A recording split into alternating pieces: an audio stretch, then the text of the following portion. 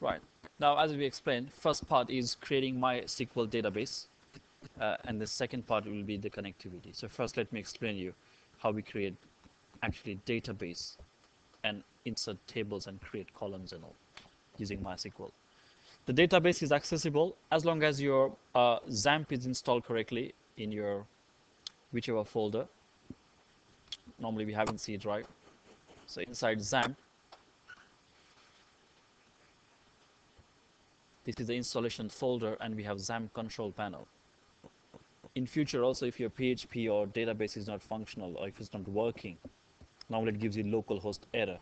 Okay, that localhost error is either you have misconfigurations of files in htdocs, or literally just double click on control panel of XAMPP and you will see the Apache server and MySQL server is not running. If one of these services, instead of running, if you said stop,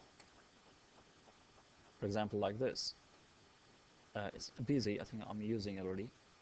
If it says stop message, then your PHP scripts will never ever work. Okay, so make sure you quickly start your services. The moment they're running, the other way to test it is you just simply type localhost in your browser, any browser you can use, and you get a XAMPP for Windows screen. If this is appearing, it means in control panel, Apache is running. Okay, that's the first indication. For the database, once you launch and appear in this on home screen of XAMPP, on the left hand side, under the ferramentas, you have PHPMyAdmin. Now ferramentas is because I have Portuguese language. I'm just going to translate to English.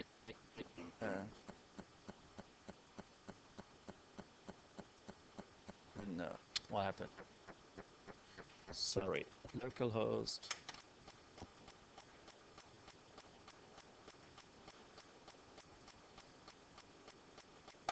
I don't know why it's still not translating. Anyways, as long as in your XAMPP installation page, there's an option for PHPMyAdmin. Okay, now this is the access link to actually open the MySQL database. So always make sure you access MySQL databases through this page. Right? Click on My PHPAdmin, and here on the left hand side, all you see is a list of databases. Okay. Now this is a bit trickier because MySQL, PHP, they work locally. So you will see the list of databases for every single person who is actually using that computer. So in your individual computers on student machines also, you might see tens of databases there already. But we can't do anything because XAMPP only works with the C drive. So even if you log in through your login ID and password, still the localhost is same on the C drive. So you will still end up seeing databases from other students. But fair enough, don't get confused. You can just give your name to the database so you know what database you are creating. Okay. Right now, I'm just quickly going to see this is a home screen of my MySQL database. There's a tab at the top where it says databases.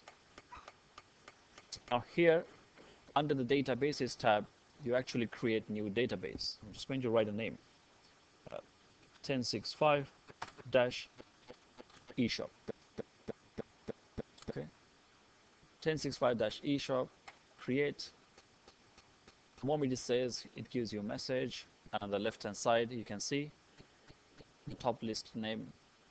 If you hit on it, it shows you this is your database right now. It is that simple to create database in MySQL. Once you create the database, if you have ready-made database, ready-made table, you can simply import, same like Access. But if you want to create from scratch, you simply go to create a table here option. Just type the name of your table. Now the table name I'm going to give is, let's say, registration.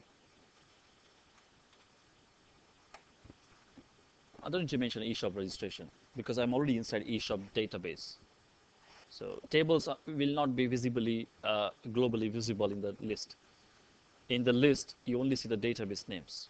Okay, so inside of that, I'm just giving you table name registration and number of columns as we decided earlier. 4. The moment I say go, it asks me the names of my each column. So my first column should be ID, and the type is integer because it's a numeric value. And if I just scroll it horizontally, some databases, depending on your browser versions, MySQL looks slightly different. Sometimes it asks you column name horizontally, and under that you will see the values. But that's because your browser versions are different. Okay, so just spend some time and you will figure out where the column name should be and where the value should be. So in my case, it just appears straight away here. I can see the type, and if I scroll, the A_I, which is auto increment. I'm just clicking that checkbox. So every time someone submits the form, my ID for the record changes. So 1. Okay, same like access. Other, for the full name, I'm writing column name as fname. Then I'm having password as a third column, and the last column is email. The type for these passwords and the other fields, I'm keeping it as text. You can give more strict validations and data types if you want to. Okay, I'm not taking a risk for a while. Just keeping it text. Only the ID field is auto increment. And if I scroll down this, there's options to save and go. So if I just say save, you can see here at the top, my table is created. Okay, even on the left hand side, this is the database name 1065 eSharp and registration as your table. You can, every time you click on the table, it shows you your columns here. Okay, and you can change any attributes you like using the actions on the right hand side. It's a very fairly simple graphical table the database used to use.